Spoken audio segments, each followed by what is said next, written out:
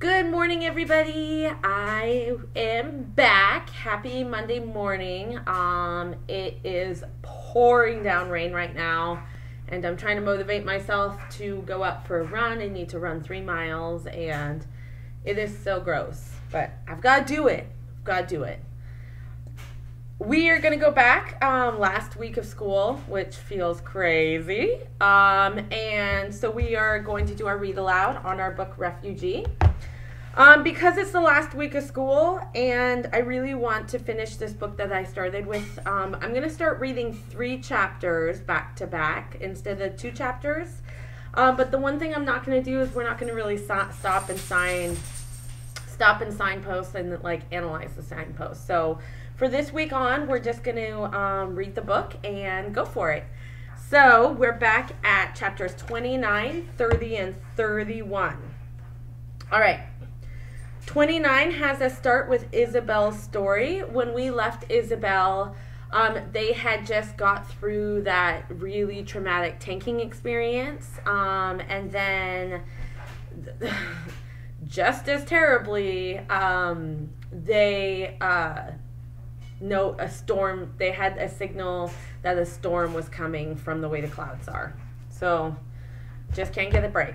Isabel, somewhere on the Straits of Florida, 1994, 2 days from home. Hold on, I'm going to close my kitchen door so you don't have to listen to the dryer.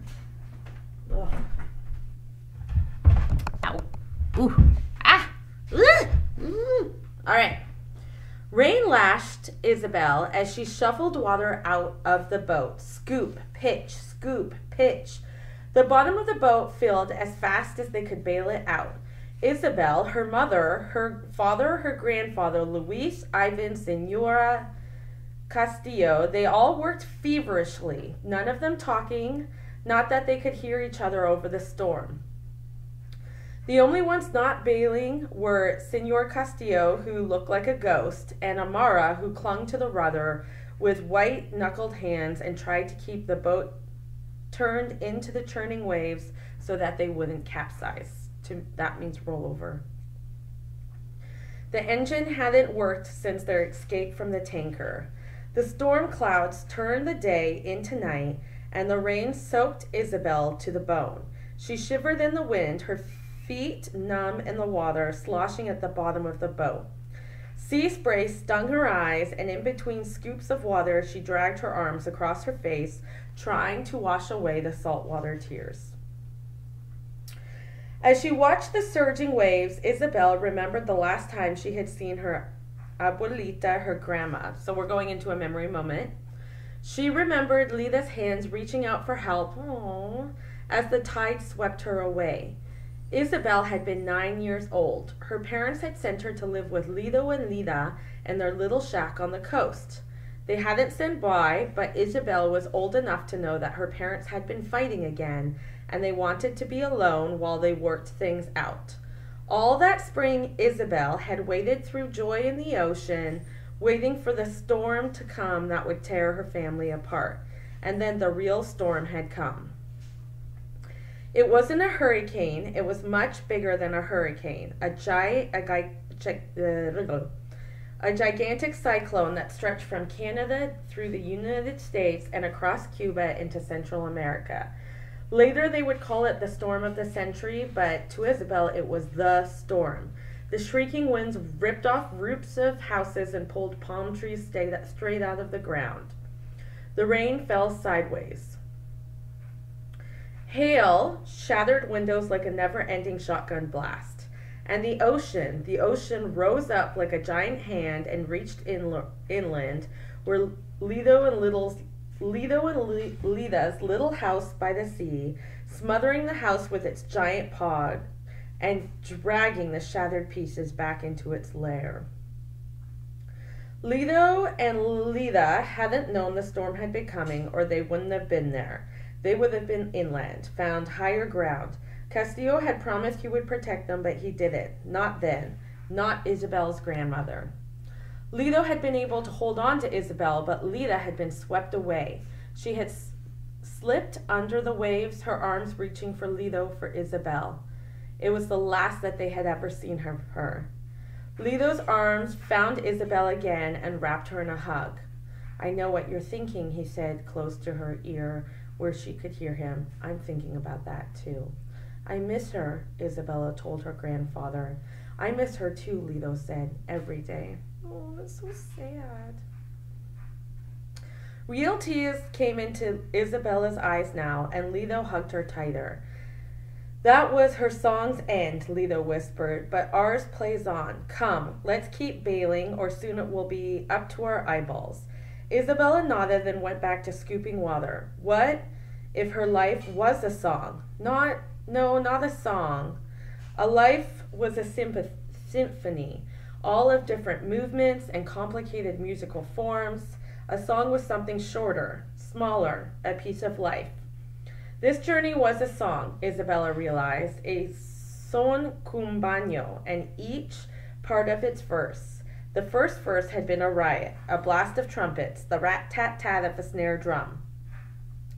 Then the pre-chorus of trading her trumpet for gasoline. The piano had given the sun its rhythm, and then the chorus itself leaving home. They were still leaving home, still hadn't gotten to where they were going. They would return to the chorus again and again before they were done. Sorry, I just have to write something down before I forget.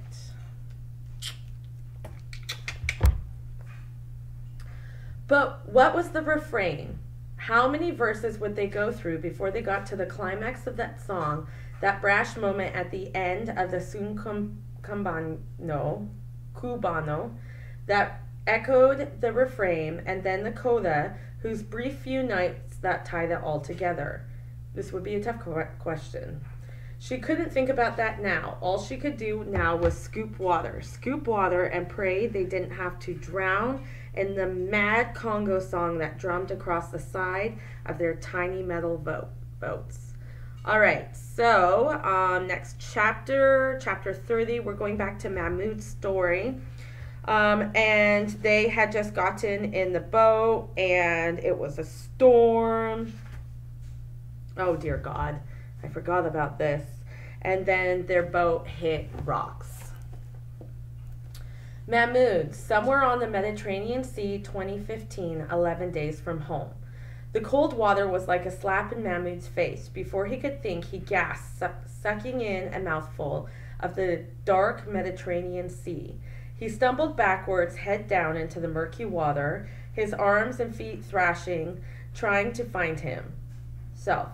And something else fell on top of him, pushing him deeper down into the water. He choked, coughed, swallowed more water.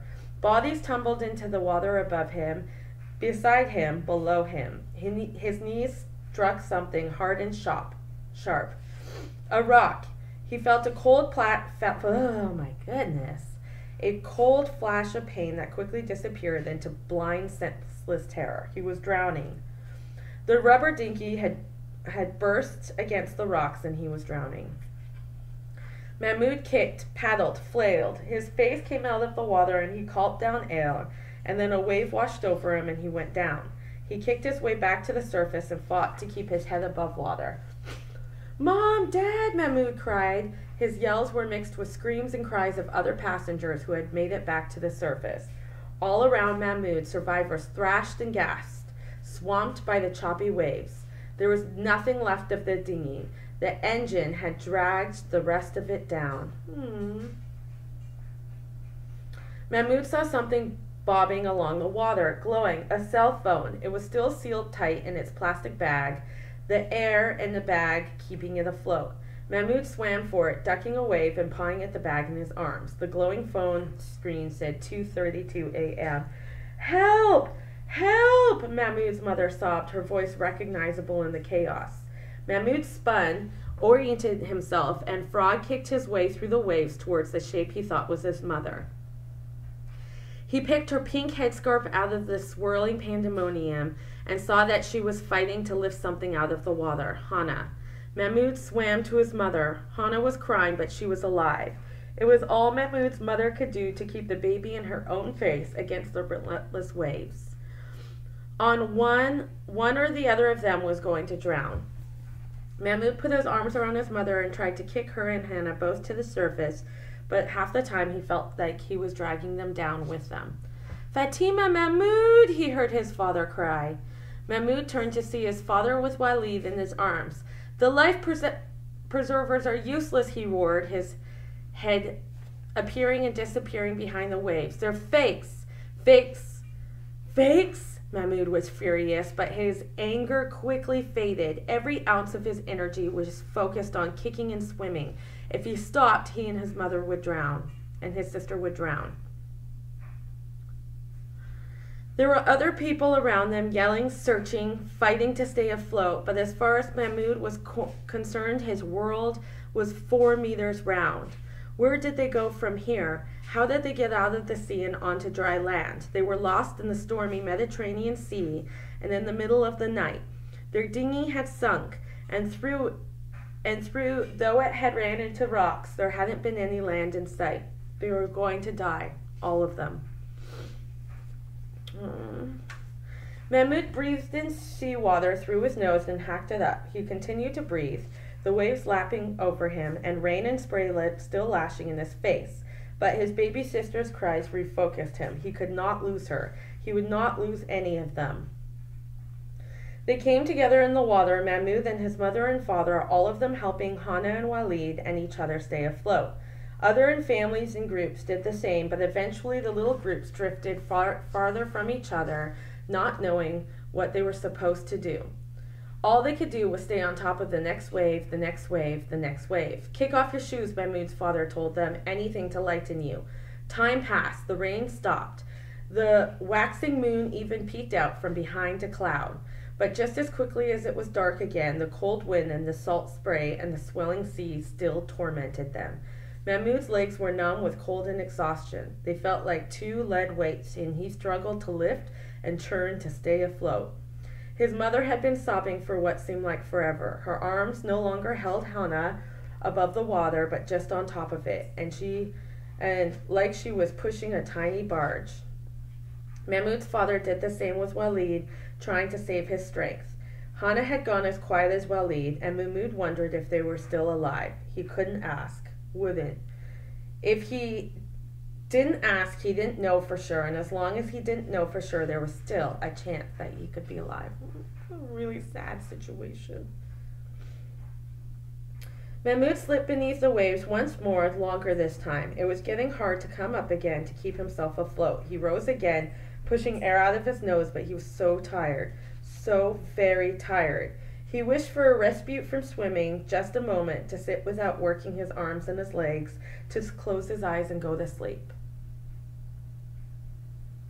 Water was sloshing in and out of Mahmoud's ears. He thought he heard a drone just above the howl of the wind. In Syria, that sound must have sent him ducking for cover, but now it made his eyes widen, his legs kick just a little harder and just a little higher. There were people coming out of the darkness, another dinghy full of people. Mahmoud and his mother and father waved their arms and cried out for help. At last, the people on board saw them, but the dinghy came closer as it didn't slow down. They weren't going to stop. The front of the dinghy shot past Mahmoud, and he lunged for one of the handholds on the side. He caught it and grabbed his mother before the dinghy pulled him away. He swung Mother to the side of the dinghy, and she grabbed hold, but the wake from it almost swamping Hannah. Behind them, Mahmoud's father also reached for a dinghy, but missed it. It churned along, bouncing in the chop, but Mahmoud's father and brother disappeared into the darkness. "Dad!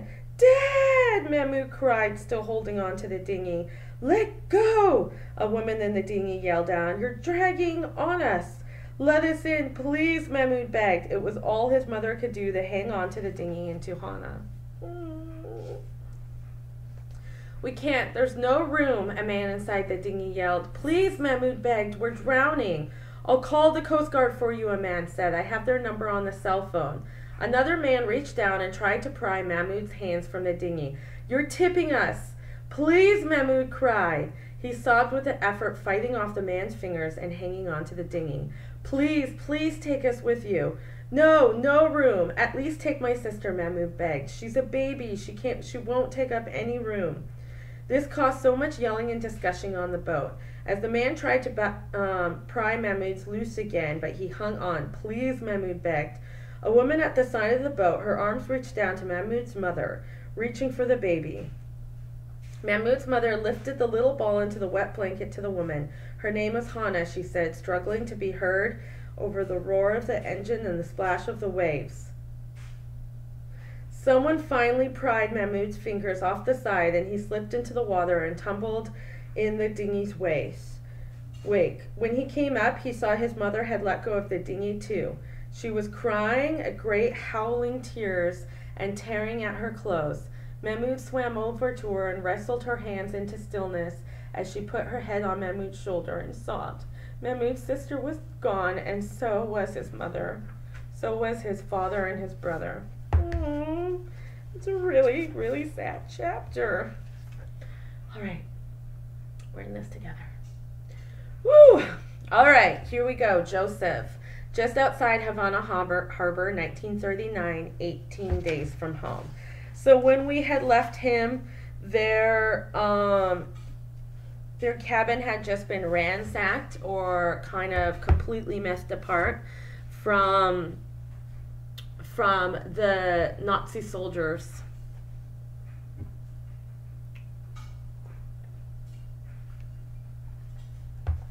All right, here we go.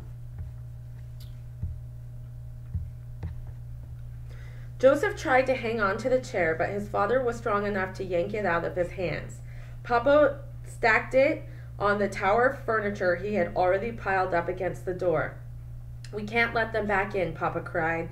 They'll come in for us and take us away. It had taken Joseph and his mother a night and a day to put their cabin back together after Otto Schweindeck and his goons had torn the place up. But in the span of 15 minutes, his father had undone it all again, snatching up anything that wasn't nailed down and stacking it against the door. Ruthie crouched in the corner, crying and hugging Bitsy. Joseph's mother had sewed the stuffed bunny back together first thing, before Ruthie had seen it headless.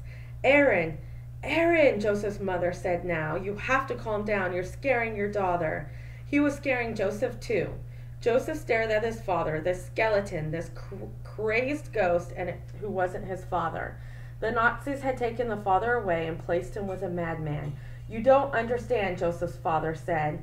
You can't know what they did to people, what they'll do to you. Papa threw an open suitcase on the pile, spilling clothes all over the room. Then he put on everything he could on the barricade. He crawled under the desk at the back of the room like a child playing hide-and-go-seek. Mom looked frightened as she tried to figure out what to do. Ruthie, she said at last, put your swimsuit on and go to the pool. I don't want to go swimming, Ruthie said, still crying in the corner. Do as I say, Mama said. Ruthie pulled herself away from the wall and picked through the clothes on the floor for her swimsuit. Joseph, Mother said low enough just for him to hear her. I'm going to go to the ship's doctor for a sleeping draught for your father, something to calm him. I'll take Ruthie to the pool, but I need you to stay here and watch your father. Papa was still curled into a ball under the desk, rocking and muttering to himself. The idea of being here alone with him filled Joseph with dread. But if the doctor knows he's unwell, they might not let us into Cuba, Joseph whispered, desperate to find some reason to keep his mother with him. I'll tell the doctor I'm anxious and I haven't been sleeping, Mama said. I'll tell him the drop's for me. Joseph's mother helped Ruthie finish putting her swimsuit on, and together they were able to pull the haphazard pile of furniture far enough from the door to open it. Joseph's father, who had been so set on building the barricade just a few minutes before, was so lost in his own mind that he didn't even realize. Joseph didn't know what to do with himself, so he started to put the room back together again. Papa stayed quiet and still under the blanket. Joseph hoped he had gone to sleep. Mama came back within minutes, and Joseph felt an immense sense of relief until he saw the dull, panicked look Mama wore, and he got scared all over again. She stumbled as she entered the cabin like she didn't remember how to walk, and Joseph hurried to try to help her out of one of the beds. Mama, what is it? What's wrong? Joseph asked. I told the doctor the sleeping draught was for me, she said, and her words slow, and he made me take it right there. You drank it? Joseph said. His mother's eyelids fluttered. I had to, she said. After I told him, couldn't let him know Aaron was really the one who... Mama's eyes closed and she swayed. Joseph panicked. She couldn't go to sleep, not now. How was he supposed to take care of his father? He couldn't do this alone. Mama, don't go to sleep. Her eyes had jerked forward, but they had lost their focus. Your sister, she said. Don't forget your sister. She's at the pool. Her eyes flickered, closed again, and she rolled back onto the bed. No, Joseph said. He tried patting his mother on the cheek to wake her up, but she was out cold. Joseph got up and paced the room, trying to think. With his mother asleep, he had to watch his father every second. Joseph glanced at him from underneath the desk. Papa was quiet now, but the slightest thing could set him off. Joseph couldn't go to help anyway.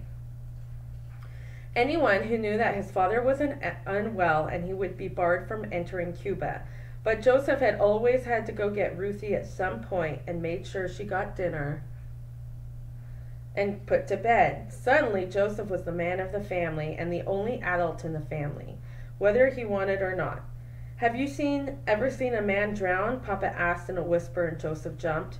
Joseph wasn't sure if Papa was talking to him or just talking, but he was afraid to answer, afraid to break the quiet spell his father was under. But his father kept talking. After an evening roll call, they would choose someone to drown, one every night. They would tie his ankles together and his hands behind his back and tie a gag around his mouth. Then they would hang him upside down with his head in a barrel, like a fish, like a big fish on the pier, hanging upside down by its tail. They would fill the barrel with water slowly so they could enjoy the panic, so that they could laugh. And then the water would rise high enough to cover his nose, and he would breathe in water because there was nothing else he could do. And he would breathe in water like a fish, only he wasn't a fish. He was a man. He would thrash around and breathe in water until he drowned upside down. Joseph's breath stilled. He caught himself hugging Ruthie's stuffed bunny tight. Every night they did it, and we had to stand and watch, his dad whispered. We had to stand and watch, and we couldn't say a word, we couldn't move a muscle, or we would be next. Tears rolled down Joseph's cheeks. He thought about how he treated his father in the Cuban doctor's examination, how he made his father believe that he was back in that place where he had seen so many awful things. I can't go back there, his father whispered. I can't go back. His father closed his eyes and put his head between his knees, and soon he was asleep. Joseph sat with his sleeping parents in the cabin until it started to get dark, and he couldn't put off finding Ruthie any longer. He would just have to be as quick as he could. Joseph left the cabin, and he found his sister splashing around in the pool with the other kids. Joseph asked a steward to bring their dinners to the cabin tonight, and as he led Ruthie back, he congratulated himself on surviving his first day as an adult, until he opened the door and his father was gone. Joseph dropped Ruthie's hand and got down to his hands and knees to search under the bed, but his father wasn't there. He wasn't on the cabin at all. No, Joseph cried. He shook his mother, begged her to wake up, but the sleeping draught was all too powerful. Joseph spun in the room, trying to figure out what to do. He snatched up Bitsy and put the little stuffed bunny into Ruthie's arms. Stay here, he told Ruthie. Stay here with Mama and don't leave the cabin. Understand? I've got to go find Papa. Joseph ran out the door and onto the passageway, but where to now? Where could Father go? Papa hadn't left the cabin the whole trip, and now he decided to leave? Joseph had heard a commotion. He sprinted up the stairs to the A deck. Up ahead, a man was helping a woman to her feet, and both of them looked angrily over their shoulders to the direction Papa must have ran. That's when Joseph remembered. His father had left the cabin before to watch them bury Professor Wheeler at sea. Somewhere up ahead, a woman screamed, and Joseph took off like a run. He felt as though he was outside himself, like he existed outside his own skin, and he watched himself slam into the rail and look over to the sea. Someone yelled, "Man overboard!" and the ship's sirens shrieked. Joseph's father had jumped into the sea. Wow. That was some very tough questions. Tough reading. I'll see you tomorrow, everybody. Stay safe.